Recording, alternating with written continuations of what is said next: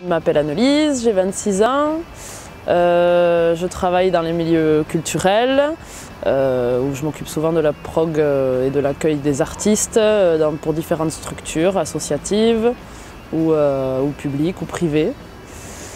Et voilà, j'ai bossé à Paris quelques temps et je suis bénévole à IHCETA depuis que j'ai 17 ans.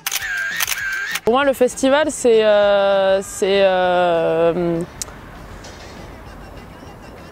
une initiative de centaines de bénévoles qui se réunissent pendant l'année et puis pendant le montage surtout, pendant le festival, pendant le démontage, qui se réunissent autour de valeurs, autour de principes politiques auxquels ils pensent, sur lesquels ils réfléchissent, sur lesquels ils s'engueulent, pour mettre en place un festival, un événement populaire, culturel, ouvert à tous et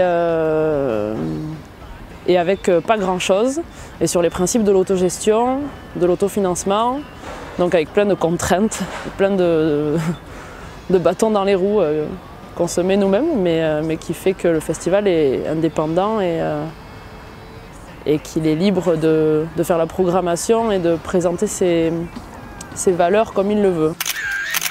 Alors pour moi, une anecdote du festival, qui représente bien le festival en tout cas, c'est genre la première année où j'étais bénévole, où j'arrivais au festival. J'étais bénévole avec quelques potes, on était très jeunes, on était un peu bénévoles parce que le prix était gratos, que du coup l'entrée était gratos et qu'on pouvait faire la teuf. On s'était retrouvés dans le monde impitoyable des cuisines bénévoles.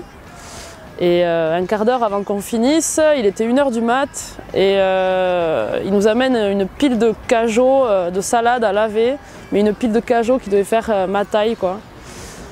Et il nous restait un quart d'heure à tirer, mes potes m'ont dit oh, non, on les fait pas, de toute façon ils vont nous lâcher dans un quart d'heure, et moi j'ai dit ah, je sens pas, je pense qu'ils vont nous garder jusqu'au bout.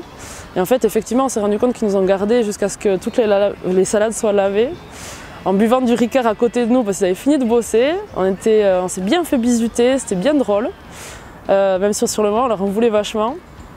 Et voilà, ça représente pas mal le festival parce que c'était un peu tu commences un truc, ben, tu le finis quoi.